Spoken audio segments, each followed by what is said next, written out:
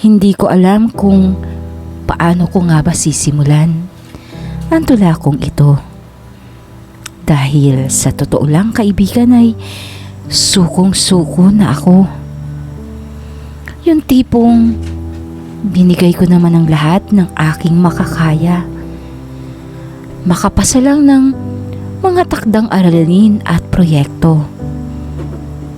Dahil mayroon akong hangarin at iyon ay ang makakuha ng mataas na grado. Nang sa ganun ay masuklian ko man lang ang paghihirap at sakripisyo ng pamilya ko. Ngunit bakit? Bakit parang kulang pa din kahit ginagawa mo ng lahat? At bakit may mga bagay na kahit lahat ay pinigay mo na, pero hindi pa rin nagiging sapat? Dahil ang sakit lang isipin na dati ay hinahangaan at sinasabihan ako ng iba na matalino.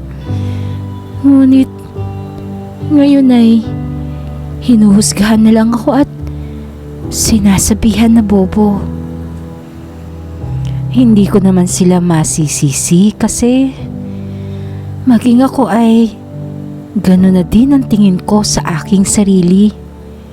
Mangmang, inutil, at kung ano-ano.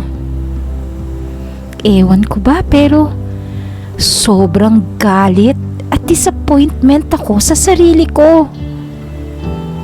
Dahil kahit pilitin ko mang matuto ay walang pumapasok sa utak ko.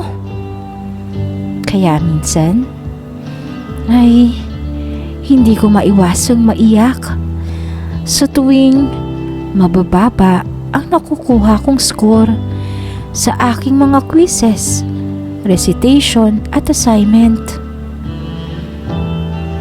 Kaya sa mga estudyanteng katulad ko ay nais ko lang sabihin sa inyo na may mga daan talaga tayong tatahakin na susubukin tayo ng gusto. Mararanasan nating umiyak, ma-stress at kung ano-ano. Ngunit palagi lang sana nating tandaan, ang nararanasan natin ngayon ay magiging sulit balang araw. I heart Maria. Pagmamahal ang aking nadama, sana tunay na to talaga. Iyaala sa'yo ang tunay ko pag-ibig. Ingatan mo puso ko ha. Takot na ako na masaktan, pero dahil sa'yo ay muling sumugal. Walang magagawa dahil ika'y tunay na mahal. Halika't damahin, yung ibig sabihin ay damdamin. Pakinggan mo ang simpleng awitin. Sa pagmamahal mo, sumasalamin. Ikaw ang karaming sa gabi, ikaw ang nag-iisa ko na sandalan. Ikaw ang buwan na naging gusto ng liwanag sa akin nilalakaran. I heart Maria.